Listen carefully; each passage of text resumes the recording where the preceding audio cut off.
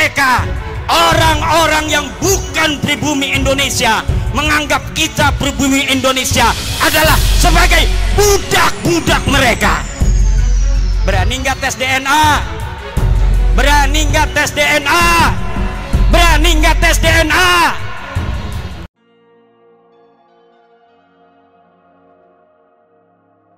Assalamualaikum warahmatullahi wabarakatuh. Saudaraku yang dirahmati Allah. Seperti dugaan saat awal-awal tesis Kiai Imaduddin dipublikasikan, admin menduga dengan berdasar keraguan-keraguan yang selama ini ada.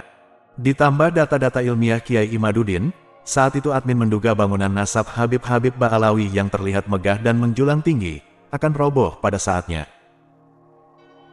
Ternyata dugaan itu tak meleset.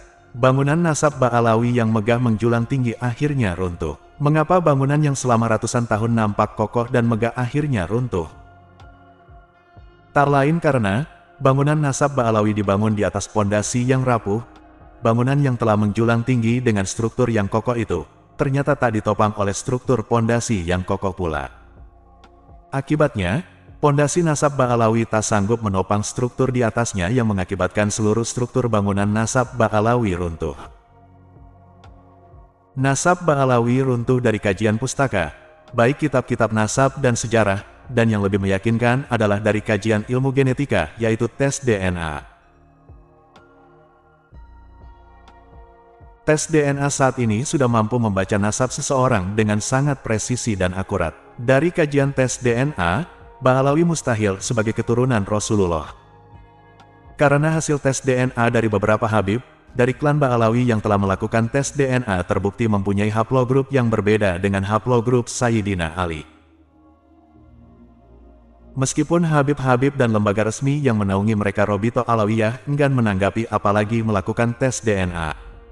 Dengan berkelit memakai berbagai alasan, hal itu malah semakin menguatkan jika mereka benar-benar bukan keturunan Rasulullah. Karena saat ini semua sudah terang benderang, maka kita hanya tinggal menunggu pengakuan para habaib dan Robito Alawiyah saja. Polemik nasab ini sebenarnya sudah berakhir, jika saja Robito Alawiyah mau menerima kenyataan, tanpa harus terus berkelit dan menghindar dengan berbagai cara. Seperti akan diadakannya diskusi atau debat, atau membuat framing-framing dengan tuduhan-tuduhan tak berdasar. Semua cara Ba'alawi yang disampaikan kepada umat termasuk diskusi dan debat tak akan menolong mereka. Walaupun dilakukan debat 1000 kali pun tak akan merubah jika Ba'alawi mustahil sebagai keturunan Rasulullah. Dan hal itu malah akan membuat mereka tak mendapat tempat sedikit pun di negeri ini. Dalam kesempatan ini kita akan menyimak dongeng seorang Habib Ba'alawi keturunan imigran Yaman. Mari kita simak bersama dongengnya. Menyatakan dirinya pasti masuk surga, tidak mungkin masuk neraka, ini bukan akhlak ahlul bait. Bukan akhlak ahlul bait. Akhlak ahlul bait takut kepada Allah. Al-Habib Abdurrahman As-Segaf, kakek daripada hampir semua habaib yang ada di Indonesia ini dan di Hadramaut, Abdurrahman As-Segaf, karena hampir semua nasab kembali kepada beliau. Al-Habib Abdurrahman As-Segaf pernah beliau itu dipijitin oleh putranya Umar Mahdhar. Kakinya dilihat kuning dan bau harum yang begitu hebat. Sayyidina Umar Mahdhar, beliau bertanya, "Ya abati, wahai ayahku, enggak sebiasanya warna kulit kaki Anda semacam ini, kuning dan bau semerbak di kaki Anda. Dari mana abah ini? Minyak wangi apa yang gak pernah kita cium baunya?" Qala ya waladi, alhamdulillah, Allah baru saja mengizinkan saya masuk ke surga. Masuk ke surga. Dia masih hidup. Dan ini warna kuning ini warna rumput surga, dan bau harum ini bau rumput surga. Karamah begitu hebat.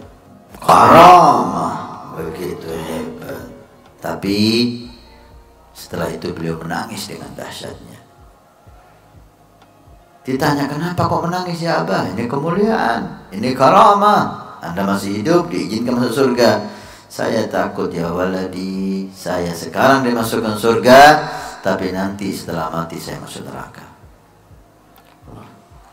Habib Abdurrahman Segaf 4 kali khatam Quran di siang hari, 4 kali khatam Quran di malam hari, sehari semalam 8 kali khatam Quran. Belum zikir yang lain, belum ibadah, belum ta'ah, belum ilmu dan seterusnya.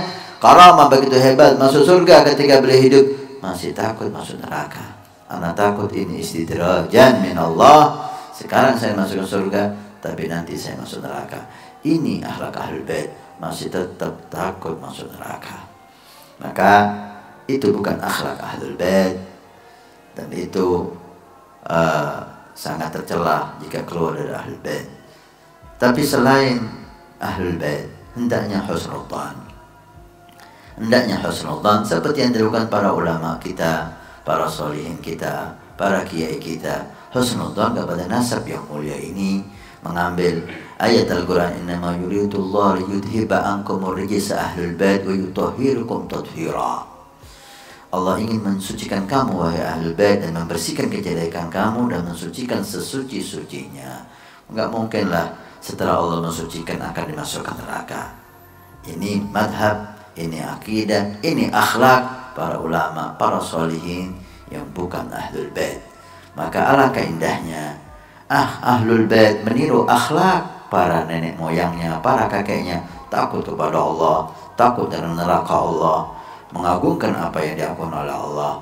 Kemudian selain Ahlul Bait, husnul dzan kepada mereka, dengan akidah cucu anak cucu Nabi tidak mungkinlah dibakar di neraka Allah Subhanahu wa taala. Syafaat Nabi untuk mereka, ayat Al-Quran yang mensucikan mereka, begitu indahnya. Habaibnya tawadhu, muhibbinnya cinta dan husnul dzan. Maka indahlah kehidupan ini. Tapi kalau sebaliknya, maka jelek. Habaibnya sombong, selain mereka suudzon dengan mereka, nggak ketemu, maka kehidupan tidak akan indah. Dongeng-dongeng kelebihan datuk-datuk Habib Ba'alawi semacam ini banyak disampaikan para habaib di dalam ceramah-ceramahnya. Mungkin ini diambil dari kitab-kitab karya datuk-datuk Ba'alawi, yang akhirnya diyakini dan disampaikan kepada umat, dengan tujuan agar umat semakin percaya dan yakin jika mereka adalah benar-benar keturunan Rasulullah yang diberikan berbagai karomah dan kelebihan. Pemirsa bisa mengambil kesimpulan sendiri setelah menyimak dongeng Habib tersebut, karena admin yakin umat sudah semakin cerdas saat ini. Salam akal waras. Terima kasih sudah menonton video hingga akhir. Kritik dan saran bisa di kolom komentar. Wassalamualaikum warahmatullahi wabarakatuh.